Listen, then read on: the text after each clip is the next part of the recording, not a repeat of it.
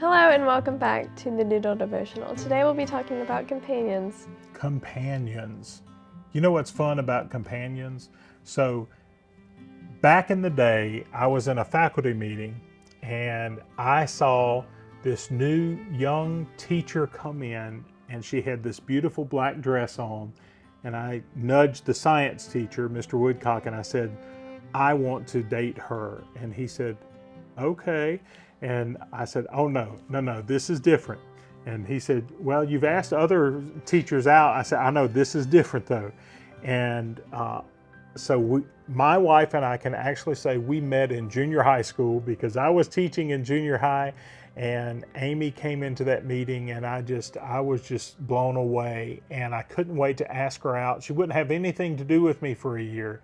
She was dating somebody else, but then I announced that I was moving. And then we started a relationship and started sending her love letters that I drew and illustrated, because when you look like this, you have to pull out all the stops. And then we became companions. And there's just something special. You talk about different species of animals that mate for life, and you are a particular kind of duck or geese or whatever. I'm always drawn to those stories because we are built for staying with someone and being a companion and having this shared life experience together.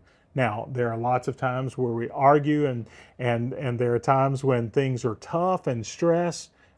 But even in those times of staying together and being companions together, there's nothing like, and nothing can compete with experiencing life with your soulmate. Well, we've talked a lot about trips through these sessions, and one thing I noticed is that your sketchbook is from a trip with your companion, and so tell us about that. Well, this is a very special sketchbook because, first of all, it's very expensive. So this is leather. It has my name in it, and there's a story behind this. We were in Italy and filming in Rome and for a TV series, and my wife and I were at a location, and she's filming and I'm filming, and I ran across and tripped and On a stair. skint all my skin off, broke my camera, had a knot on my leg, and I was out of commission. So the next stop on the trip was Pompeii. Amy had to film that by herself. I was down and out. They gave me these pills, and a veterinarian on the trip was with us, and Dr. Lloyd, he said, Anthony, those are horse tranquilizers. And I said, I don't care. I was hurting so bad, but I was out of commission. And when I woke up the next day, my phone said, thank you for your purchase. Uh-oh. And Amy said, what have you purchased? And I said, I do not know. And I had been looking for Amalfi watercolor paper on this trip, and I found some. So this sketchbook that apparently I had ordered, a $300 sketchbook of Amalfi paper and leather bound. It came in about 3 weeks after we got home, and I waited, and luckily my name is spelled correctly on the cover. But I had made what people would say is a drunk purchase because I was on the pain medication. I was out of it, and I had made this purchase. So Amy and I have laughed at that. So every time I'm painting in this particular sketchbook, and I did some scenes from Rome, I did some scenes on Horn Island. So this was done in Walter Anderson's cottage. We did a film on Walter Anderson, and I got to stay in the cottage the night before we left. So I did these watercolor paintings and sketches and things in this is out on Horn Island on that trip when we were filming for the documentary that we did. But my wife and I laugh at this sketchbook because it's the most expensive art supply I ever bought, and I didn't even know I was buying it. So there you go. And then it's rather daunting to use it. It was kind of scary to use it, but here's the thing. This was meant for being messed up. And you know, if I mess up a painting or say, well, this isn't exactly what I wanted it to be, well, so what? Do another one. I was doing this one. I was going to do like the state of Mississippi, and it got away from me and all this. And so what? It's some palm trees. You guys remember you were at the beach and I didn't want to get in the water, so I just sat under the umbrella and painted a pirate ship, of course. But I remember that trip. So this book was made to be sketched in. It was made to be used. And that's one of the things that I want to leave with folks on this program is, this was in Santa Barbara, I think. My wife and I went out there to film for a Eudora Welty documentary. This is in Washington, D.C. So I have taken and used this. This was at the Cosmos Club in Washington, D.C. So different kinds of artwork. That one's upside down. No rhyme or reason to it. Depending on, I think I did that one in my recliner from a photograph we took in Spain.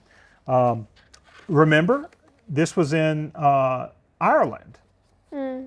Remember, we did these pictures on our trip in Ireland, and some of these were done on location, some in the hotel room.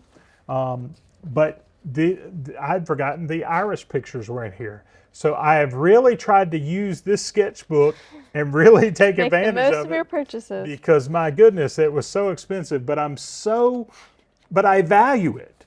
So sometimes things of great cost are things that we wind up valuing the most. So this is a very special sketchbook to me, and I'm going to finish it out, and I'm never going to get rid of this, and I'm going to hold on to it because I will never forget that trip and my wife having to nurse me at the same time as continuing to film the TV show on her own. She does it all. She does it all. She's this wonderful companion, and I could not think of someone to be more perfect for me and all of my ADHD and all of my different crazy interests and all. I agree. God bless her. God bless her. So our companions are important. So who are your companions? Who do you surround yourself with?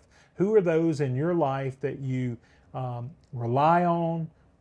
Do they lift you up? Do they encourage you? Are they something that makes you better and lifts you up? Then you need to thank God for that. And I'm so thankful for Amy. And when I look at this sketchbook, that's the first thing I think of, is that time together when I was hurting, and yet something beautiful has come out of it. What a wonderful way to remember. Now, I guess we'll watch some watercolors in process. Here's a watercolor I did on a walk in Florida on a vacation with my companion. Our companions matter. This past summer, my family enjoyed a vacation at Cape San Blas, Florida. We stayed with my in-laws who had rented a beautiful place to gather the family around them. It was tremendous fun, and our week was filled with swimming, catching a shark on the pole, catching a sea turtle in a crab trap, which we released unharmed, eating boiled shrimp, catching a snake in the pool, playing rook until all hours of the night, and generally just spending precious family time together. I also spent a good deal of time painting that week. One of the subjects I chose was found as my wife and I walked together on the beach for miles. But what a special time just walking along together. We rounded the point at Cape San Blas and continued walking and talking, going all the way down to the old lighthouse. I chose, instead of painting the lighthouse, to paint this scene, a swampy area adjacent to the beach. It reminded me of creeks I swam in and waded in as a child in South Mississippi.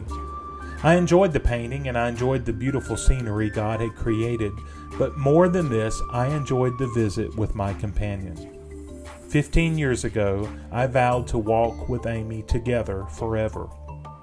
Our walk, like anyone's path, has had hills and valleys, but the longer this journey goes, the sweeter it becomes.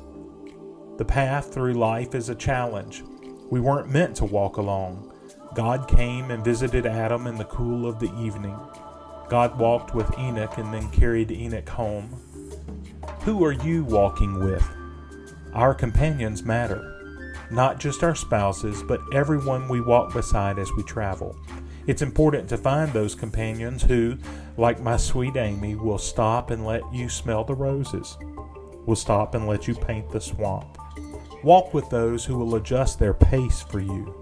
Walk with those who aren't afraid to pick you up and carry you home. Our companions matter. Choose to walk with those who love God and love others. It'll make all the difference. I'm Anthony Thaxton. I'm drawn to my companions, and I'm drawn to Christ.